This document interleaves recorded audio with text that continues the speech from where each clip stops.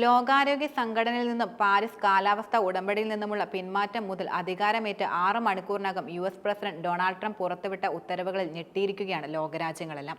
Paris കാലാവസ്ഥാ ഉടമ്പടിയിൽ നിന്നുള്ള അമേരിക്കയുടെ പിന്മാറ്റത്തെ ഏറെ ആശങ്കയോടെയാണ് ലോകരാഷ്ട്രങ്ങളെല്ലാം തന്നെ വീക്ഷിക്കുന്നത്.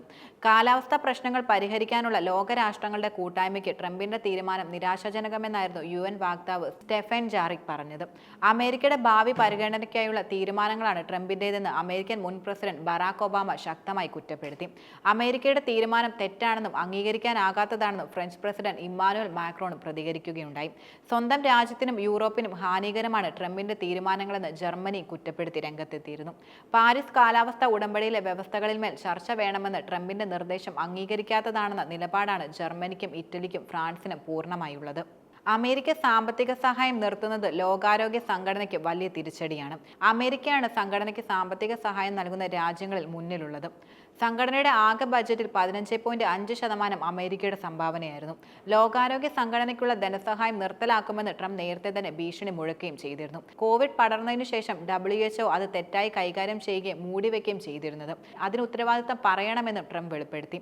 കോവിഡ് ഭീതിയുടെ കാലത്തും ചൈനയെ സംരക്ഷിക്കുന്ന നിലപാടാണ് സംഘടനയുടേതെന്ന് ട്രംപ് നേരത്തെ തന്നെ പറഞ്ഞിരുന്നു.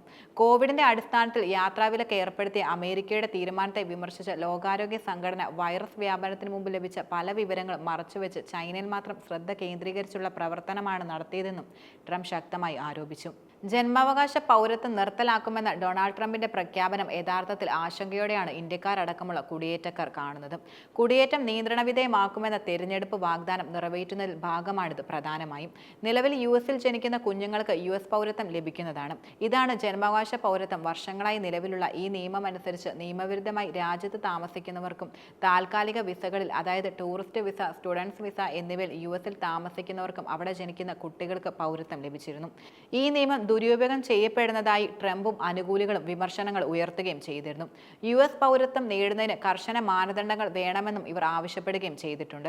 US ഭരണഘടനയിലെ 14ാം ഭേദഗതി അടിസ്ഥാനമാക്കിയുള്ളതാണ് ജനനാടിസ്ഥാനത്തിലുള്ള പൗരത്വ അവകാശം എന്നത്. അതുകൊണ്ട് പുതിയ തീരുമാനം പ്രാവർത്തികമാക്കണമെങ്കിൽ നിരവധി നിയമ തടസ്സങ്ങൾ മറികടക്കേണ്ട ആവശ്യവും നിലനിൽക്കുന്നുണ്ട്. നിയമം പാസാക്കിയാൽ അത് അമേരിക്കയിലെ 48 ലക്ഷത്തോളം ഇന്ത്യൻ വംശജരെ പ്രതികൂലമായി ബാധിക്കുമെന്നാണ് റിപ്പോർട്ടുകളെല്ലാം സൂചിപ്പിക്കുന്നത്. തങ്ങളുടെ കുട്ടിക്ക് US പൗരത്വം ഉറപ്പാക്കുന്നതിനായി പ്രസവിക്കുക എന്ന ഏക ഉദ്ദേശത്തോടെയാണ് ഗർഭിണികൾ US-ൽ പ്രവേശിക്കുന്നതെന്നും ബർത്ത് ടൂറിസം ഒരു വിധത്തിലും അനുവദിക്കില്ലെന്നും ട്രംപ് പ്രചരണവേളയിൽ ശക്തമായി പറഞ്ഞിരുന്നു. മാത്രമല്ല, മുമ്പ് പ്രസിഡന്റ് ആയപ്പോഴും ട്രംപ് ഇക്കാര്യം പറഞ്ഞിരുന്നുവെന്നും ജന്മാവകാശ പൗരത്വം നിർത്തലാക്കുക അത്ര എളുപ്പമല്ലെന്നും വാദിക്കുന്നവരും നിലനിൽക്കുന്നുണ്ട്.